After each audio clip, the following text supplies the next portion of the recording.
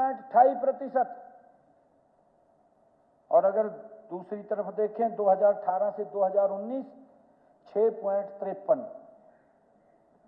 माननीय अध्यक्ष जी 2009 से 2010 20.83% की वृद्धि हुई और 2019 से 2020 4.43% की वृद्धि हुई।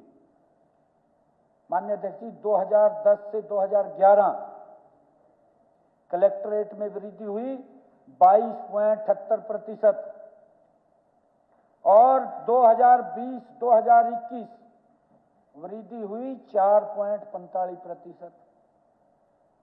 माननीय अध्यक्ष जी 2011 से 2012 हमारे विपक्षी दलों की सरकार थी, जो मैं पढ़ रहा हूं, 31.32% और 2021 से 2022 वृद्धि हुई 7.32%।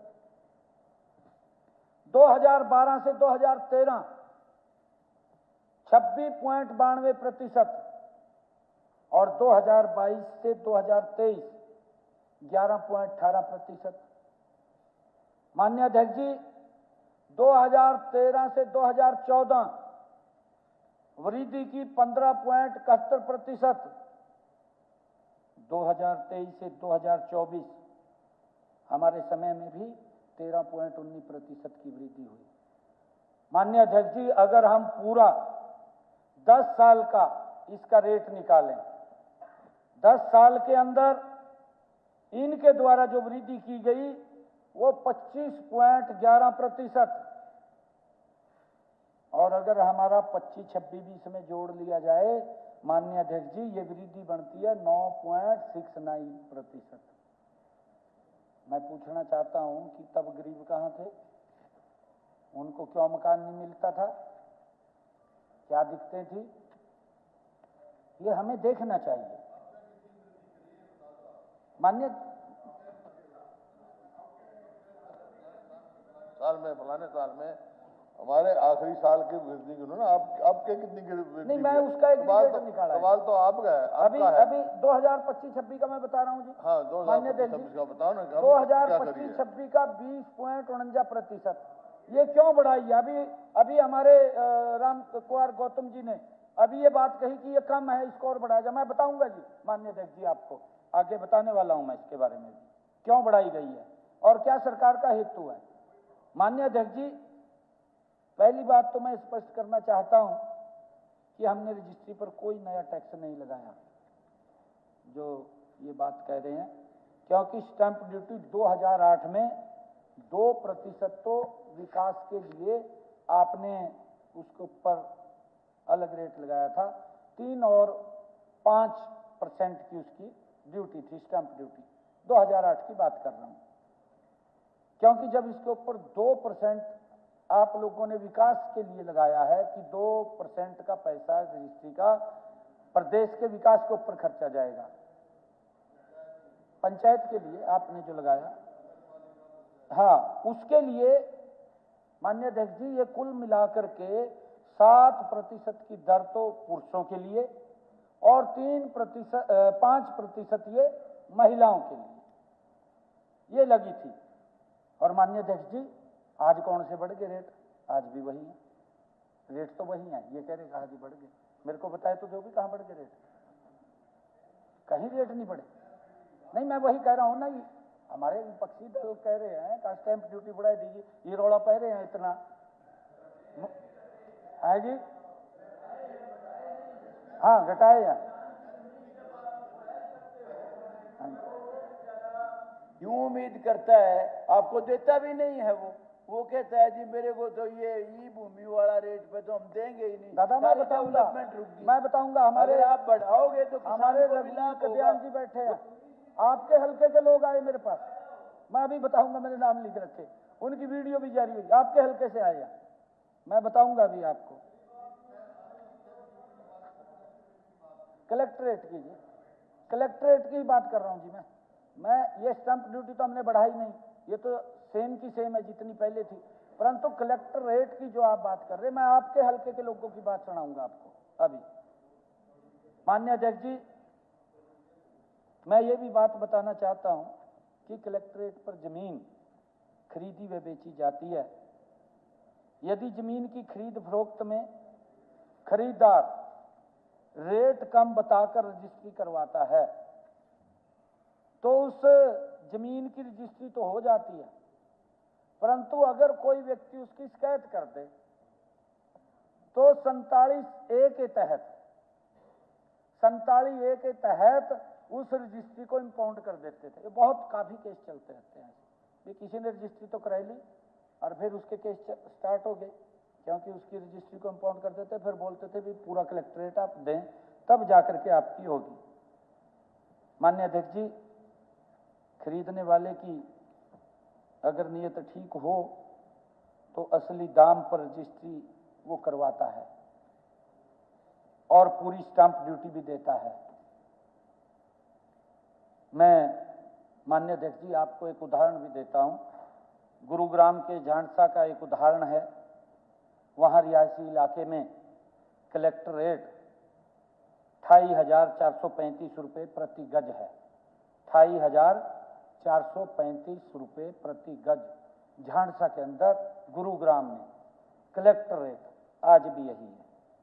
वहां पर खरीदार ने रिहायशी प्लाट की रजिस्ट्री,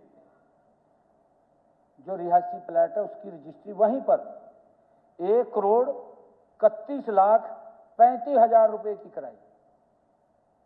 माननीय अध्यक्ष, 1,31,35,00,000 की कलेक्टरेट तो है 28,400। नहीं, खरीदार ने एक रिहायशी प्लॉट लिया, उसका गज नहीं, गज के हिसाब से या जी बड़ा एक प्लॉट रिहायशी प्लॉट लिया उसने, 100 गज का होगा, 150 गज का होगा, 200 गज का होगा उसका। ये 1,31,35,00,000 रुपए की रजिस्ट्री कराई, परंतु है जी प्लॉट की रिहायशी प्लॉट, हाँ रिहायशी प्लॉट की मैं बोल रहा हूं, मैंने बोला है जी पहले रिहायशी प्लॉट लिया उसने। परंतु माननीय अध्यक्ष जी, कलेक्टर रेट पर इसका कुल मूल्य 85,12,000 रुपए बनता है। इसकी जो स्टैंप ड्यूटी हम लेते हैं, स्टैंप ड्यूटी इसकी बनती है 85,12,000। परंतु इस प्रकार खरीदार ने कलेक्टर रेट से 54% अधिक पर रजिस्ट्री कराई। जो कलेक्टर रेट था उससे भी 54% पर ज्यादा कराई, क्योंकि ब्लैक मनी नहीं देना चाहता। बहुत सारे लोग हैं जी, बहुत सारे ऐसे लोग हैं, कहते हैं अभी चेक ले जा भाई मेरे से तो रजिस्ट्री करा ले। आप ये बात बोलते हैं, दादा बोलते हैं नहीं बोलते? कहा मैं निजन जटवा पढ़ता हूं। नहीं, नाना तजर्बा तो राम कुमार गौतम जी को है, जो बोल रहे थे भी अगर कहा फंस गया कहां से करागा।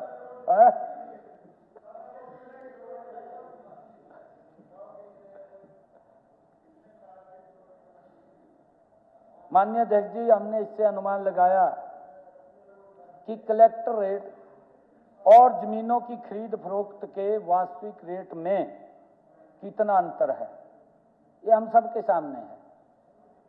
माननीय अध्यक्ष जी,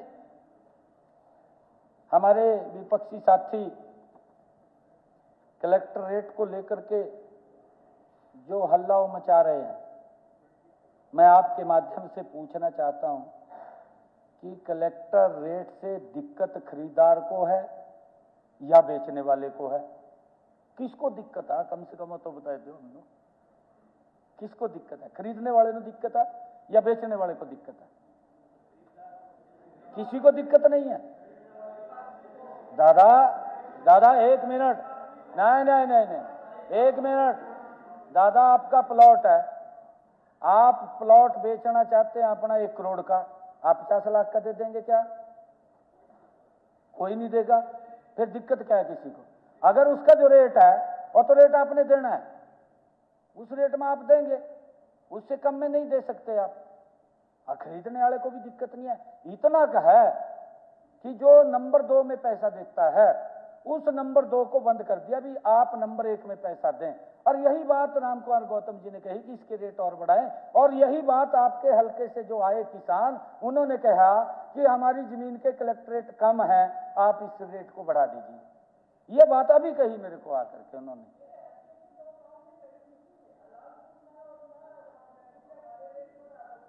भी कलेक्ट्रेट बढ़ा दो। हाँ, मांग कर रहे हैं, मांग कर रहे हैं, किसान मांग कर रहा है।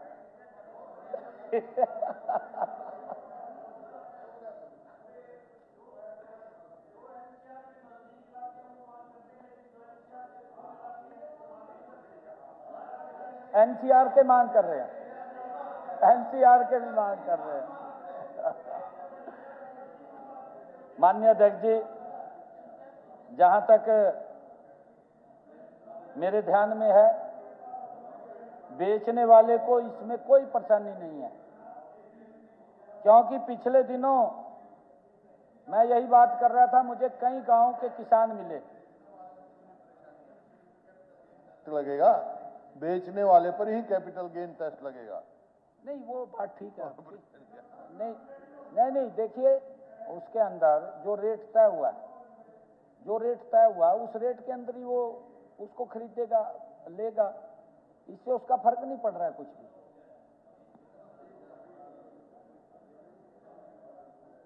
मैं बताना चाहता हूं माननीय अध्यक्ष जी, आपकी विधानसभा में दौड़ गांव है, दौड़ है ना, वहां के सरपंच सत्यनारायण मेरे ख्याल से 10-15 किसानों को साथ लेकर के मिला दौड़ का है जी। आप, हाँ, आपके हल्के में है। मैंने पूछा उनको, मैं कौन से हल्के से आए, कहा बेरी से आए। मैं कहा तो दादा पानी गए थे। मैं उसको बताना चाहिए था जय का न चाहे पलाइया ना, ना ऐसा नहीं, ऐसा तो कोई नहीं कह सकता जी, ऐसे नहीं कह सकता कोई।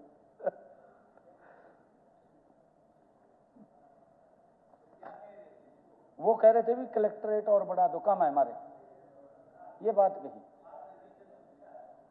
रीजन तो उन्होंने अपनी, हाँ पूछा मैंने, वो कह रहे जी हमारा कलेक्ट्रेट कम है, क्योंकि सरकार जो रेट देती है ना कलेक्ट्रेट का 3 गुना, वो मेरे ख्याल से उनके दिमाग में ये है कि हमें ज्यादा, हाँ नहीं, और चलो तो होती है, कहीं ना कहीं हो ही रही है जी। माननीय अध्यक्ष जी, मुझे ये नहीं समझ आ रहा कि हमारे विपक्षी साथी किसकी तरफ की बोल रहे हैं। एक मिनट जी, मैं फिर आप कहेंगे जी बहन जी, मुझे माननीय अध्यक्ष जी ये समझ नहीं आ रहा कि हमारे विपक्षी साथी किसकी पैरवाई कर रहे हैं, खरीदार की कर रहे हैं या बेचने वाले की कर रहे हैं या खरीदार की कर रहे हैं, किसकी पैरवाई कर रहे हैं दादा? क्या मैं अभी बात आ रहा हूं आगे, गरीब के लिए भी आ रहा हूं मैं।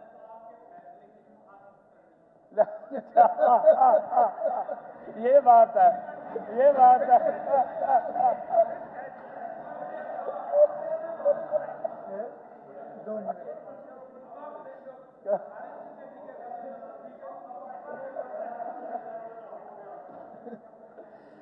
मुख्यमंत्री जी एक मिनट, मैं सदन की जानकारी के लिए बताना चाहता हूं कि द E5 स्कूल गढ़ी हांसी जिला हिसार के विद्यार्थीगण तथा अध्यापकगण आज सदन की कार्रवाई देखने के लिए दर्शक दीर्घा में उपस्थित हैं।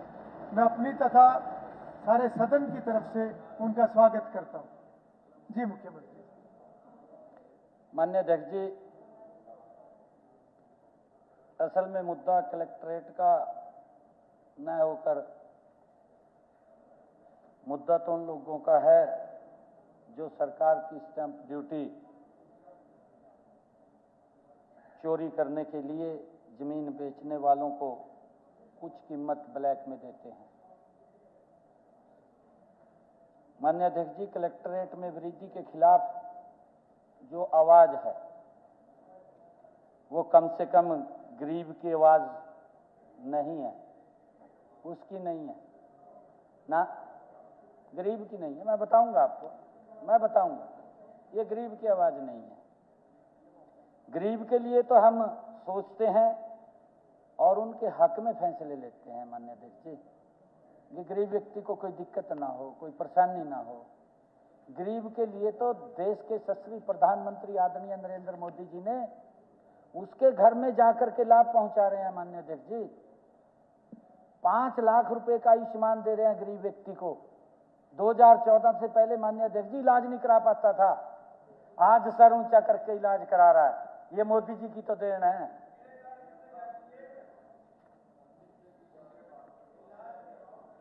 माननीय अध्यक्ष जी, मैं बताना चाहूंगा कि हमने गौशालाओं की जमीन की खरीद फरोख्त पर हमारी सरकार ने 2019 में स्टैंप ड्यूटी घटा करके, जो स्टैंप ड्यूटी लगती थी उसको 1% किया, और अब 2025 में हमने उसको 0 कर दिया। गौशालाओं की जमीन तो कोई पैसा नहीं लगता, स्टैंप ड्यूटी को 0 कर दिया। माननीय अध्यक्ष जी, वास्तविकता यह है कि कलेक्टरेट का संशोधन एक नियमित प्रक्रिया है जो हर साल बाजार मूल्य के अनुरूप पारदर्शी तरीके से की जाती है। ऐसा नहीं है कि हमने ये पहली बार किया, हर वर्ष मैंने वो पढ़ा है पूरा का पूरा 2004 से लेकर के हर एक साल का मैंने वो बताया पढ़ करके। माननीय अध्यक्ष जी, मैं अपने विपक्षी साथियों से पूछना चाहता हूं, क्या आपके कार्यकाल में कलेक्टर रेट कभी नहीं बढ़े? बढ़े हैं इनके समय में, इन्हें नहीं बढ़े क्योंकि एक प्रक्रिया है और प्रक्रिया आगे बढ़ रही है। हर साल बढ़ते हैं माननीय अध्यक्ष जी, हर साल बढ़ते हैं।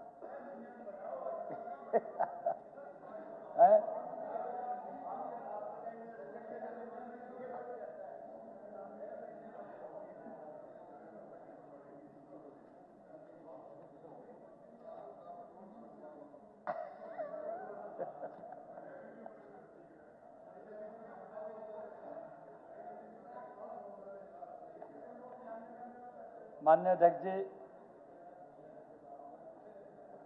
कांग्रेस के शासनकाल में हर वर्ष कलेक्टर रेट बढ़े हैं। वर्ष 2004-05 से लेकर के 2013-14 तक हर वर्ष 10% की वृद्धि हुई है। 10% हर वर्ष 10% से लेकर के माननीय अध्यक्ष जी 300% तक की वृद्धि हुई है आपके कार्यकाल में। कलेक्टरेट में 10% से लेकर के 300% तक वृद्धि हुई है। मैं बता रहा हूं जी, फरीदाबाद में वर्ष 2008, माननीय अध्यक्ष जी, वर्ष 2008 में 300% की वृद्धि हुई। नहीं, ये तो पूरे उसकी प्रदेश की बात कर रहा हूं। नहीं, पूरे प्रदेश की बात कर रहा हूं।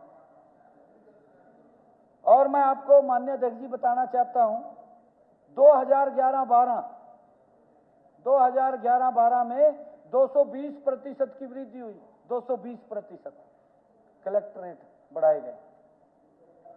हाँ, 2011-12 में।